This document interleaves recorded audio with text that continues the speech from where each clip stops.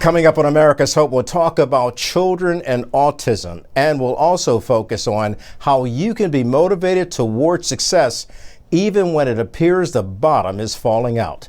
America's Hope starts now.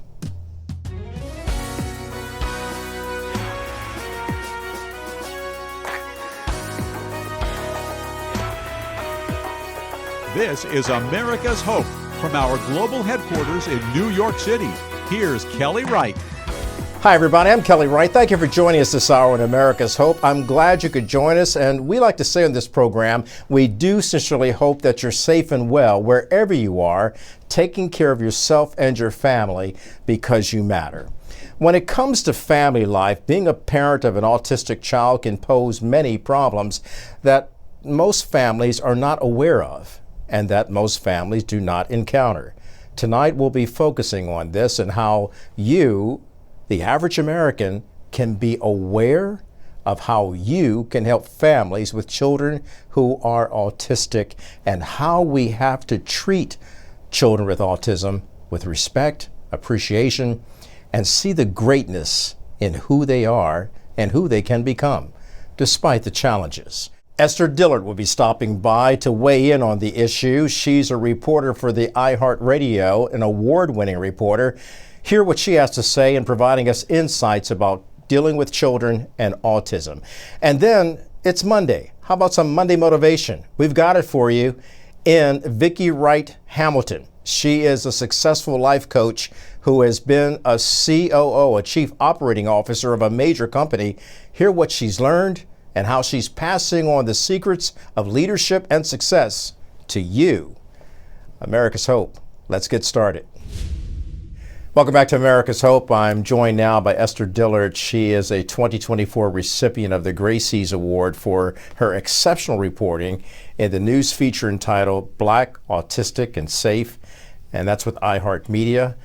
She has a rich background that spans being an author, journalism, podcast hosting, and public speaking. By the way, Esther has also established herself as a multifaceted expert in communication and storytelling. And you can catch her on the 24-hour news radio source, the Black Information Network.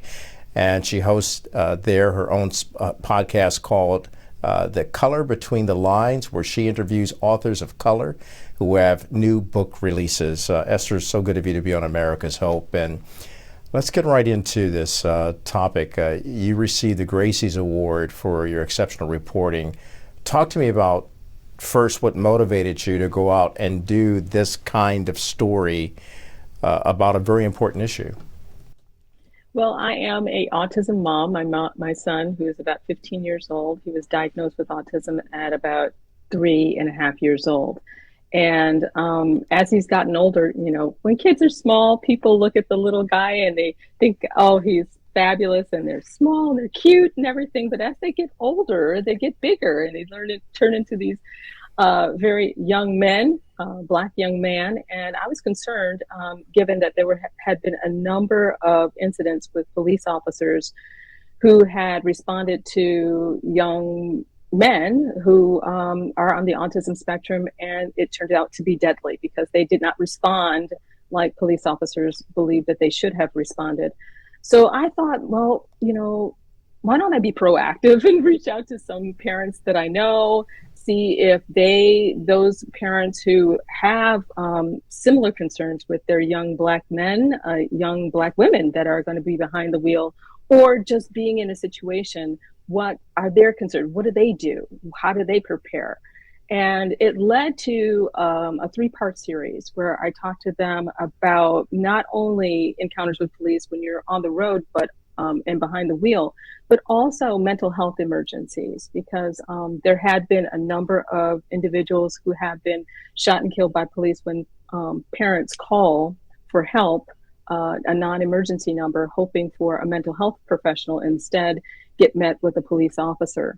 There was a young man by the name of Stephon Watts who was in Calumet City, Illinois. His parents called police, well, actually a non-emergency number. They had made arrangements. They came to the home, and unfortunately, when the police arrived, Stephon, he ran to the basement. The officers ran right after him, and within a short period of time, there was gunfire. and that young man was unfortunately killed. The parents said that the police said that Stefan had a knife, but it was later revealed that it was in fact a butter knife. And so they were just outraged by the entire thing, talked to as many news agencies as they possibly could. They talked to as many local lawmakers, and eventually they convinced state lawmakers to pass what is called now the Community Emergency Services and Support Act, which is a law which requires police not to respond to mental health emergencies or medical emergencies, but instead medical professionals to respond to those particular calls. And so they believe that this law will hopefully save countless lives because of their story. And so I shared that story as well as talking to parents about they think that something like this, which is just in the state of Illinois, should be expanded around the country. Right now, according to ARC, which is one of the best, the largest organizations nationally that helps those who are intellectually disabled as well as any disablement. They are advocates, and they are trying to get this not only in the state of Illinois, but around the country. And they are doing their best to try to kind of spread the word. Right now, I think there are about 11 different agencies that are around the country that are doing similar work, but there's no law that is for each and every state that is like Illinois, which is the Community Emergency Services and Support Act. You know, this is such an important topic, and it's unfortunate that this family had to go through this tragedy in order to find some breakthrough for children who are autistic. Let's define autism and what it looks like. What are the characteristics of it, and why it then becomes problematic when police engage with Black autistic young men or teenagers? Right. Well, autism is a multifaceted disorder, which is it's something that most people cannot completely define as one specific thing because it's called the autism spectrum. A lot of people, the spectrum can mean a person who has ADHD. It can mean a person who has dyslexia. The spectrum can mean a person who has auditory processing disorder, like the poet Amanda Gorman. So that's why the autism spectrum is so wide ranging. So a person can have severe disabilities, or someone could have very mild ones. So it really is often associated with social constructs where they have perhaps difficulty relating to individuals that that they encounter and how they relate to them. And then sometimes it can mean that they have problems with their communication skills or being able to relate to others in a very mainstream way. So the autism spectrum is extremely wide ranging. So I would not say one thing, a characteristic is for a person that's autistic, because one thing may not relate to another. And so when you have a situation, as in the case of what took place there in Illinois, when police are responding, they are not adequately trained to handle mental health cases, as it's already been proven throughout the United States. Police are able to show up and they're prepared for a lot of things, but most notably they're prepared for criminal activity and not mental health activity. How will this law help not only the children and adults exposed to this, but how will it help, do you think, law enforcement understand that there are places where mental health professionals should be on the scene and not an officer who may have may lack the understanding of what to do in that situation? I think it honestly takes one segment of things that they have to deal with off their plate. And I think that when you have someone who has that kind of expertise, it helps everyone who's involved, whether it's the parents who are trying to help their loved one, the person who's the loved one. They may be able to calm that person down, speak to them in a different way, or be able to use different tools that police perhaps do not have in their toolbox to be able to reach that young one or that loved one. And it's not just young Black men, because I'm just Right. bringing up the fact that these were Black men that was one Black man. There's also a young man by the name of Gaynor, Ryan Gaynor. He was 15 years old in California. He was just recently killed in March. And similar situation where the police were called by the family to have some help. And unfortunately, he passed away, was killed. But I'm hoping that, and many parents are hoping, the ones that I spoke with, they felt like they needed to be heard. And they felt like there needs to be more of a national conversation about this, because there needs to be funding. I mean, that's really the bottom line in order to have these type of people that are trained put in as a part of the police departments across the country, is that there's just no funding for it. And a lot of times that, police officers are put in situations that, are beyond their control, and they respond the way they are trained, and they're not trained for these particular situations. Esther, in your own particular situation, you talked about your son. Do you have any concerns about him when he's out there on his own and you're not there to provide that safe passage for him?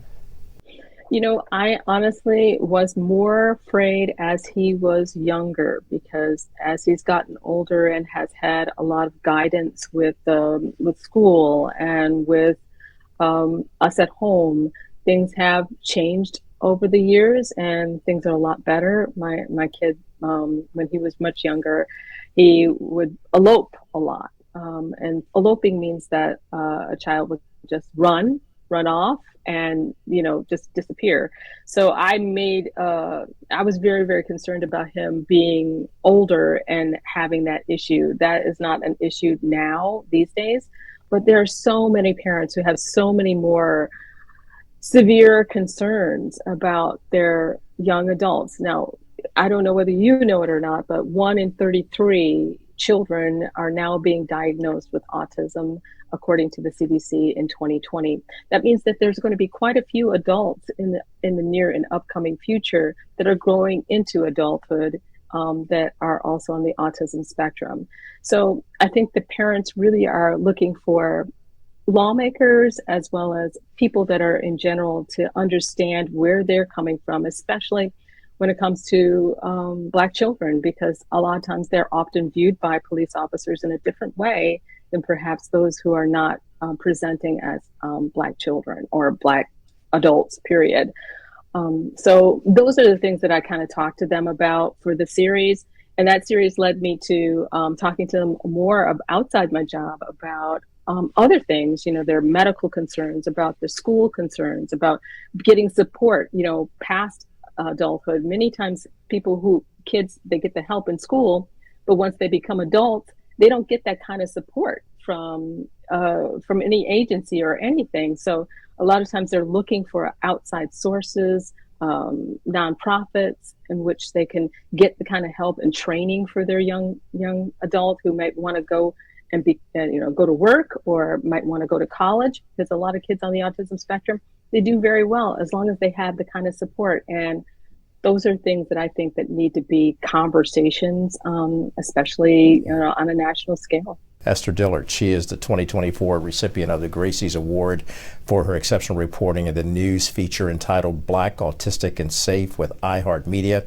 I'm delighted to be talking to her. When we return, we'll continue our discussion here on America's Hope.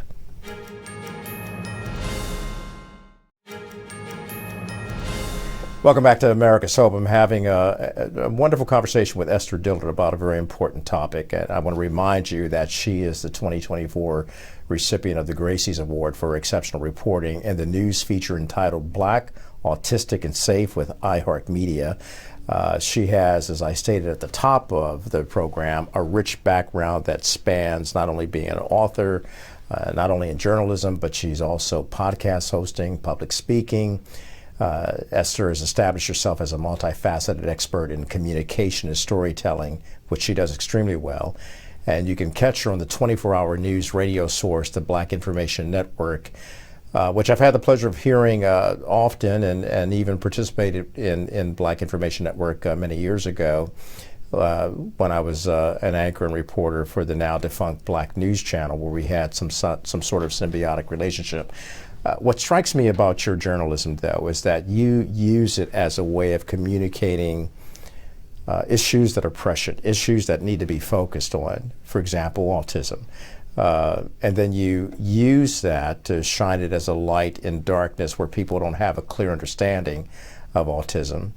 And then now you've expanded that into other areas. Talk to me about some of those areas that you're concerned about and you think America needs to be paying attention to, not only from a Black perspective, as you've rightly pointed out, but from an American perspective.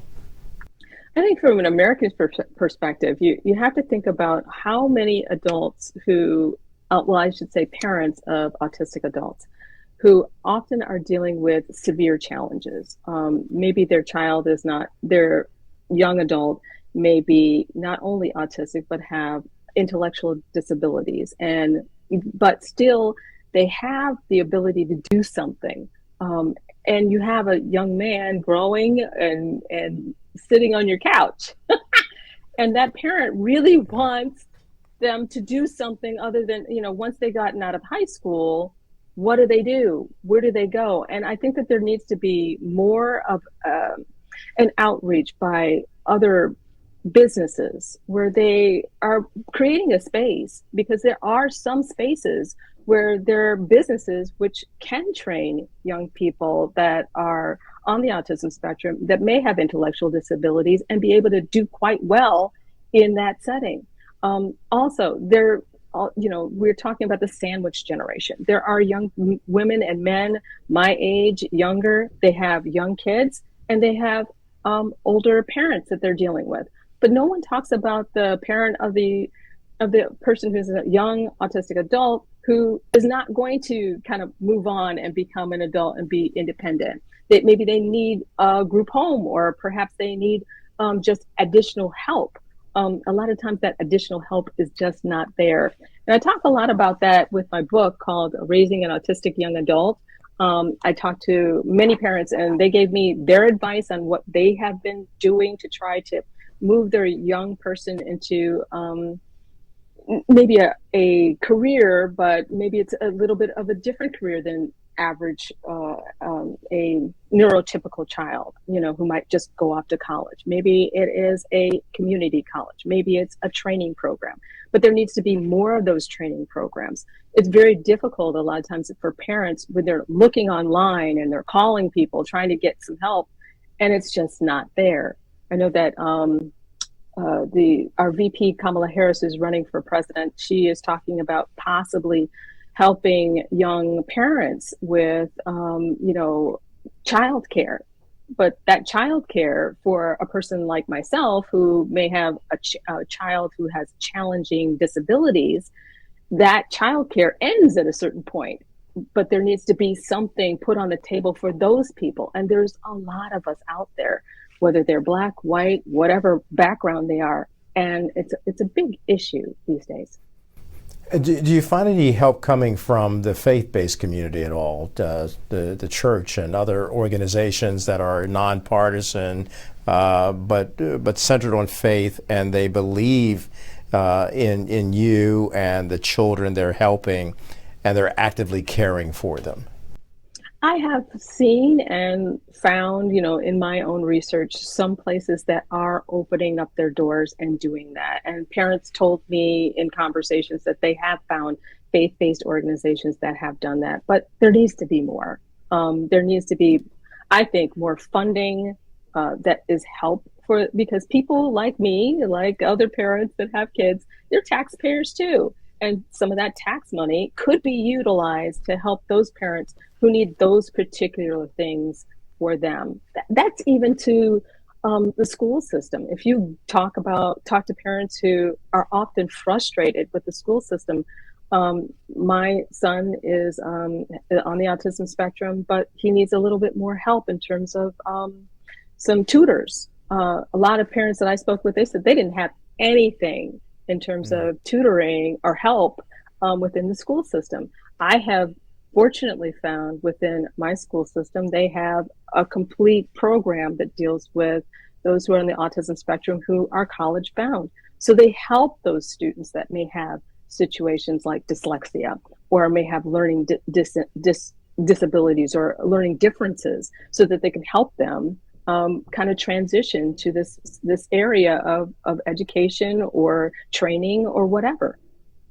I think it's very important for your story, and as it goes forward, it's also important for communities around the country to embrace your story and the stories of other parents going through the same thing, and not just to pass it off as if it's some government problem or a political problem, left, right, Democrat, Republican. It's everybody's problem, because each child should be part of that fabric of America to lift up the American dream and the hope that we have for our country, particularly if we're going to have a better future and a more hopeful future.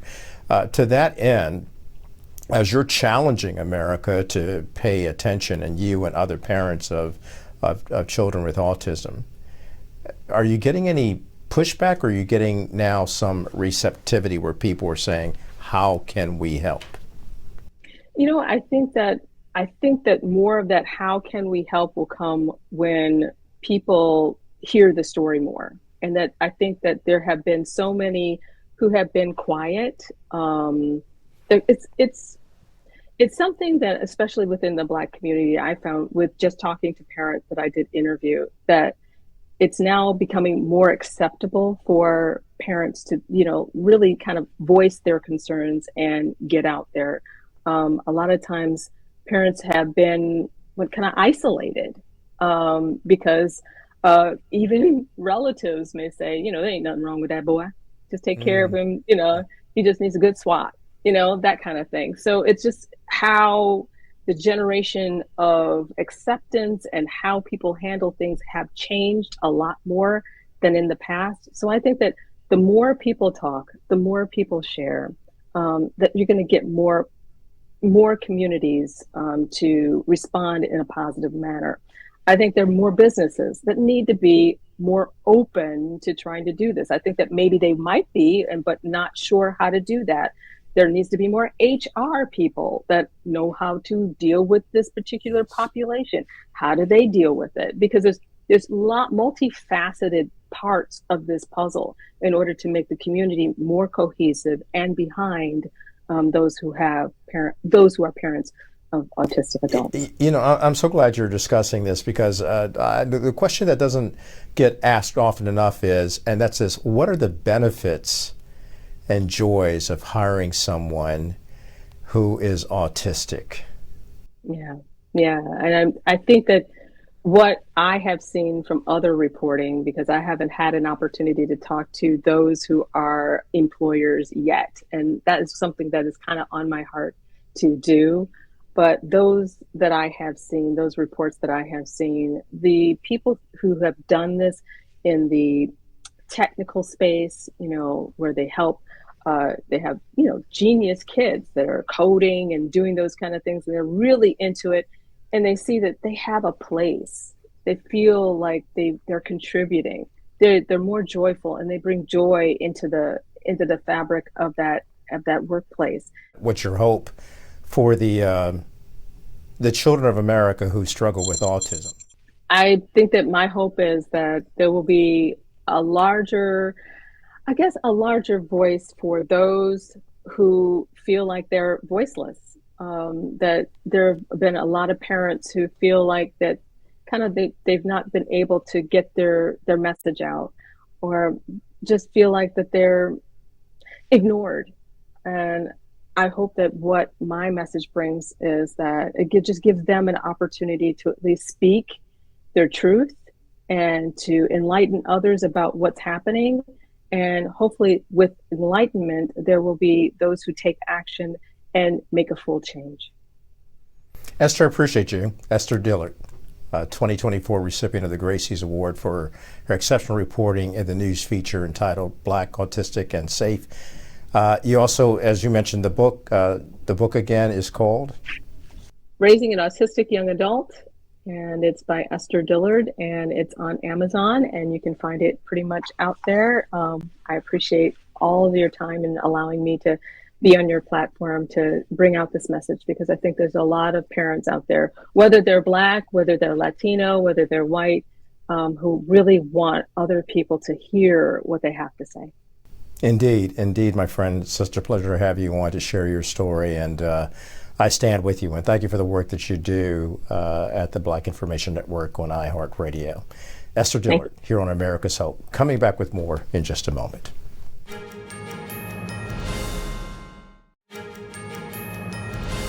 And welcome back to America's Hope. I'm delighted to bring our next guest on. She is Vicki Wright Hamilton, and her career trajectory has taken her from the heights of the C-suite, where she served as a chief operating officer, through the journey of establishing herself as a solopreneur, and she'll explain what that means, and then on to building a successful consulting firm. Her path has familiarized her with the unique challenges and doubts faced by leaders and business owners alike. Vicki, it's good to have you on, and what a pleasure to see you on the program, talking about America's Hope, and also talking about the hope that helped you get through a lot of adversity and despair. Tell me where it all began. Well, thank you so much, Kelly, for allowing me the opportunity to be here. I am a child of the civil rights movement, had parents that were very active in the movement. So I began my trajectory of understanding the importance of diversity, differences, and how to move forward. My father was in the military, so I therefore had opportunities to experience different cultures, environments that allowed me to learn the differences there as well. So, that's where it all started for me. That is the basis of who I am, is to serve, to help all, and to get people to be where they want to be so that they can see their success in moving forward. And as a result of that, you saw a lot of success in your own right, becoming a chief operating officer of a very large corporation. What did you learn through that experience operating in the C-suite? Well, let me tell you, first of all, I was very lonely in the C-suite. I didn't see many that looked like me at the time. But I will tell you that I think the importance is the importance of leadership, the importance of understanding the talent that you bring to the table so that you truly are maximizing the output, because people do the work, not the organizations, let's face it. I also learned the importance of reading the tea leaves. The words that are never spoken, but the games that end up being played.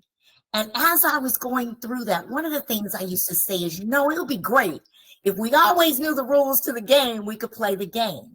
But every environment, every company, and every culture is different. So Vicki, let me read the tea leaves here of what you're saying, and let's break that down a little bit more and unpack it, because you're talking about the political challenges and just the hate that goes on in those top companies in corporate America.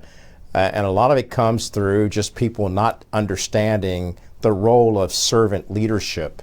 Can you define what you learned as a result of some of the painstaking challenges you encountered operating on that level, and how you broke through it, keeping your sanity and being able to help others? Now, we can all joke about keeping sanity, Kelly. I mean, we all have our moments, if we think about it. But let's really talk about, as I got into the C-suite and I understood, and as I was sitting around the table, one of the things that became very obvious is people were not educated. They just didn't know. They weren't exposed. They didn't know. And we all are a product of our upbringing. So if we didn't have the opportunity to learn, we didn't have the opportunity to see differences, we come up with certain perceptions, and our perceptions are our reality. So as I was navigating this, I said, how do I make success out of this? What do I do so that I can survive and I'm not losing it? And this is where coming in to listen, to learn, to understand became so important. I looked at the leaders that were at the top. I looked at peers. I looked at others. And I watched how they acted. I watched some of the words they said. I listened to the explanations that they gave of why they were doing things. And it really taught me the importance of connection to the business and sticking to facts. So as I began to give my perspectives, my understandings, I always related it back to the business. If we stay with the facts, we can remove some of those emotions that are there, because then it's that we're talking about actual experiences, things that actually occurred that people can't argue, yes, that actually happened. And a second thing that I learned about that was about behaviors. Really understanding that it is the behavior that causes us the challenges. So you can love everybody, you can work with anybody, but you may not like their behaviors that they do. And then it becomes a matter of how do you learn to deal with those behaviors in the environment you're in and still succeed. Having said that, you made it through, you left corporate America, and as a result of leaving corporate America, that is, you created a solopreneur type of business. First of all, what is a solopreneur, and how do you define it, and what does solopreneur look like? Well, a solopreneur is a business owner of one. It's one that has the vision, the strategy. They're working for themselves. They're kind of working project to project or service to service or selling something that they're doing just by themselves. So you have to do everything in the business, right? You are working completely in the business, and it's not managing other people. It's not looking outside of your own capabilities. So you basically do what you want to do. And you're doing whatever service that is or selling whatever product it happens to be. Now, I will tell you, I did not strive to be a solopreneur. So I think it's important to understand when I left corporate America, I thought, I'm going back to corporate. It was during the recession. We had to do a reorganization, right sizing, upsizing, call it whatever you want to. But during those days, I thought, I'm going to get me another corporate job. God said, nope, that's not going to happen. It was time for me to dedicate more time in doing caregiving for about 5 family members. So during that, that's how my solopreneurship started. I still had to eat, still had to put food on the table. So I had to learn how to manage that solo by myself as well as the other responsibilities. So solopreneurship is when you are really by yourself, doing your own thing, not responsible for anyone else, and your success and failure is totally up to you. And does it, you talked about the fact that you were into caregiving for 5 members of your family, and you are a woman out there against the backdrop of corporate America. You have the corporate America experience, but still you're a woman caring for her family and still finding the need to care for yourself and provide for yourself. So what's your message to women throughout America, from all colors, shapes, sizes, and backgrounds, about what it's like to be out on your own and still find a way to develop a business even while you're caring for family members who need your help?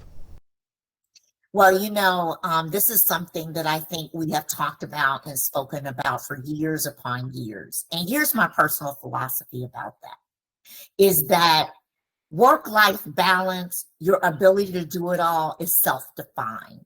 You define what that looks like, and here's why. There are things that people may say, oh, you spend too much time doing that, but it's your joy, it's your love, so it's not work, it's doing your passion. So when you are looking for that balance and you're looking for what's important, that prioritization is what becomes important. My family was my number one priority, but I also knew that I can't be good to anybody else if I didn't do the things that were going to nurture me. And the fact that I had to provide for my immediate family, food, eat, shelter, etc., I knew that I had to go and do some type of work I loved something that I enjoyed, that I could do with my eyes closed so that I could continue to fulfill that need and then still have time for others. But as you're splitting that time up, one of the things I learned, and it wasn't until I became a solopreneur that I truly, truly learned this. You don't have to be Superwoman. You do not have to be Superwoman. What you learn to do when you're in those situations is, what can I outsource? What can I partner with? How can I get help? Now, a lot of people say, but I may not have the money. Remember, every time you help somebody doesn't mean it costs a dime. You can do trade-offs. I'll keep your kids, you keep mine. I'll run to the grocery store and get your groceries for you and pick them up. You'll cook dinner for us. There's all kinds of ways that we can work together. But isn't that what the village and the community was about years and years ago when we said it took a village to raise a family? And I think we have to bring some of those concepts back. Vicki, I can see why you have become a powerful and dynamic keynote speaker and executive coach based on the things that you stated. Look, I'm going to take a break. We're not done. I want to come back and talk to more of you and glean more of your expertise and your seasoned corporate experience and your life experience. I'm talking to Vicki Wright Hamilton. We'll be back with more, and we'll talk about her book, Game Face, and a lot more. That's next on America's Hope.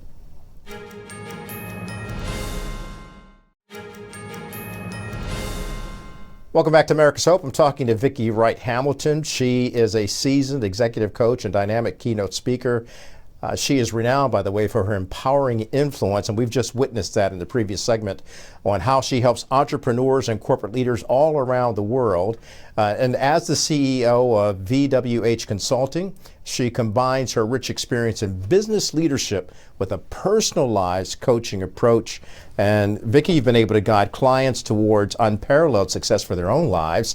And you've written about it. You have a book called Game Face. Talk to me about the book and how that's helping some people as well. Well, thanks, Kelly. Game Face came about, and I'll just give you a little bit of the background because I think that's important as to how this got developed. I was not going to write a book because my attitude was, my story is no different than anybody else. Why would they want to read it? And my mother made a statement to me, as I mentioned, I grew up in the civil rights movement and she was very involved. One of her core principles to me was, if you only help one person, whatever you did was worth it. So she said, Vicki, if only one person reads your book, then you served your mission of what you were supposed to do. The other thing in terms of writing that book was, as I said, well, if I'm going to write it, I don't believe in just telling the glory. Right? We have to tell the story.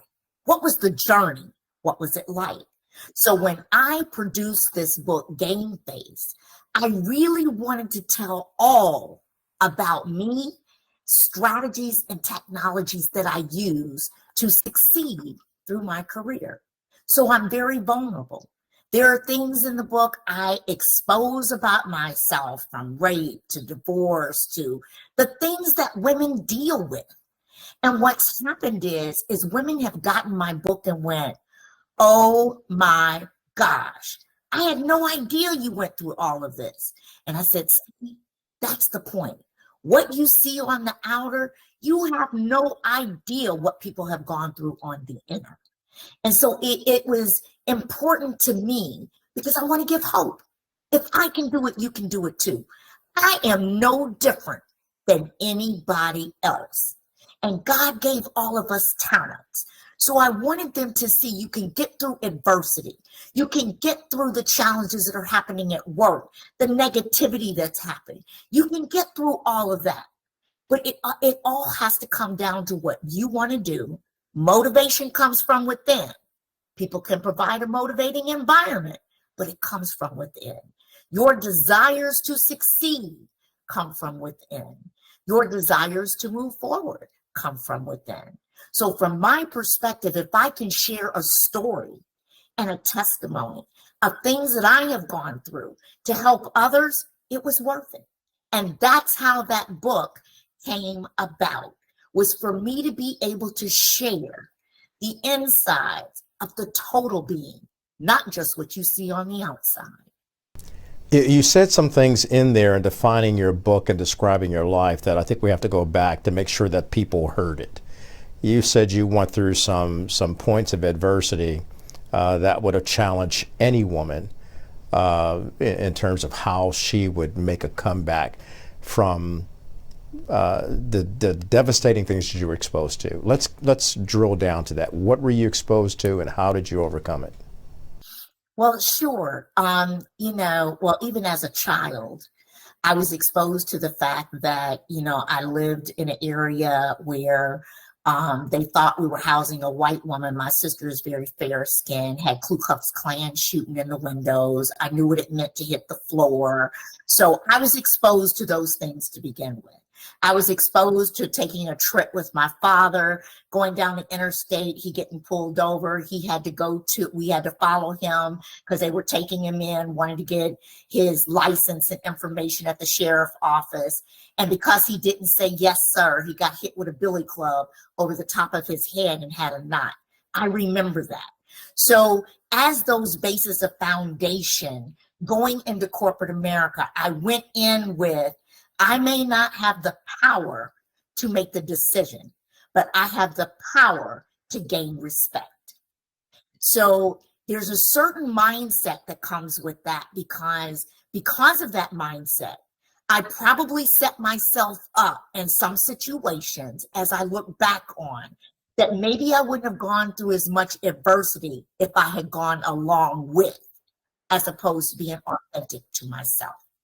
And I didn't go along with everything perfectly. If I had a disagreement or I thought something different, I would expose it in terms of, as I said again, in terms of business and facts. But they always downgraded that, oh, that's just what you're thinking. No, that's not really real. That really isn't going to impact the business like you're saying it's going to, or it's not going to mean anything. But then 5 minutes later, a white man would say the same thing. And it was like, oh, that's a great idea. Oh, you're absolutely right. We ought to do this. We ought to do that, and the other.